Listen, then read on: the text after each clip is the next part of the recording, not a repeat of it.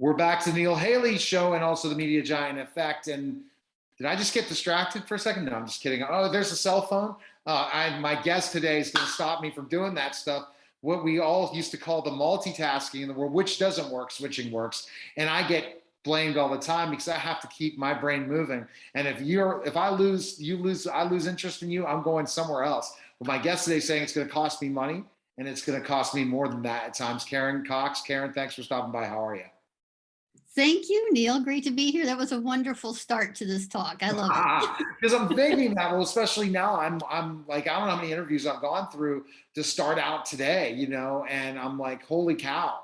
And I'm not being able to check my phone. I've been laser focused, and I'm like, okay, what's going on here? But what you're trying to say is distractions keep us from growing our business and also not getting things done. Two major things. A lot of people are not completing projects on time.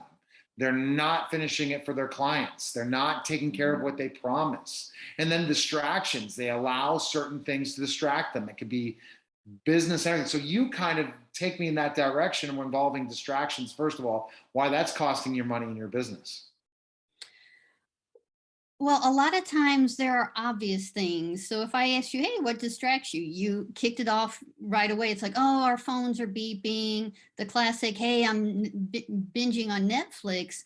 But there are also those more sneaky distractions that really feel legitimate. Well, I have to take care of my clients and I have to take care of my family, and oh, somebody else needs something.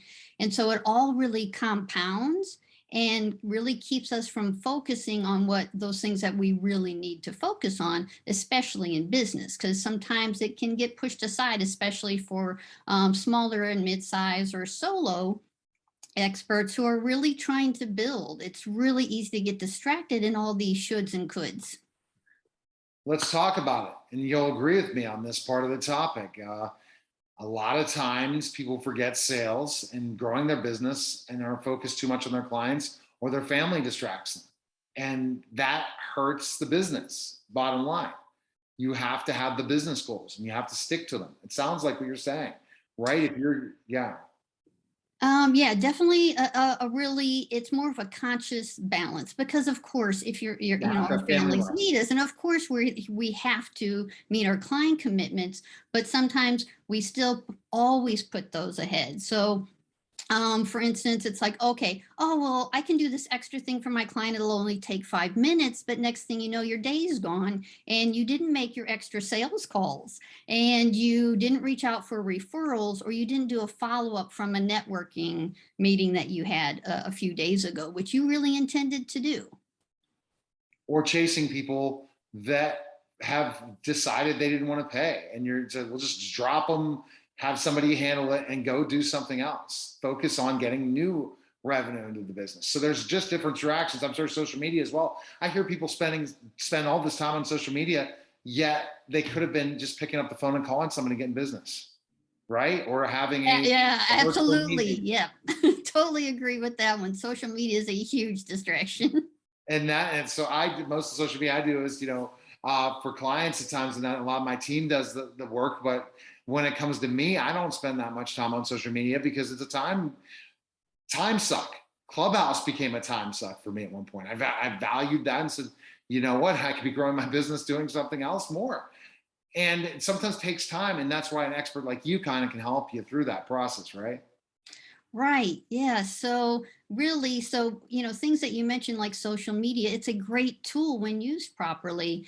And so really when we look at it, I kind of call it my I am model because it's really easy to remember.